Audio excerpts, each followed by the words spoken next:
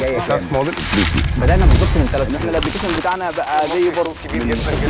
انا اسلام عادل وده تانك نيوز، بنحكي قصص الشركات اللي دخلت شارك تانك بالارقام ونفهم الفرق الحقيقي ما بين قبل وبعد، من مبيعات اقل من مليون جنيه ل 30 مليون جنيه بعد الظهور في شارك تانك. شركه ابتدت ب 6000 جنيه سلف، مبيعاتنا كبرت 12 ضعف. 20 دقيقه بس ظهور على البرنامج حولت مبيعات الشركه دي من 7 مليون ل 500 مليون جنيه. محتاج شارك ليه بقى؟ مش بس كبروا، دول قلبوا السوق، والنهارده وصلت ارباحها اكتر من 6 مليون جنيه في سنه ونص بس.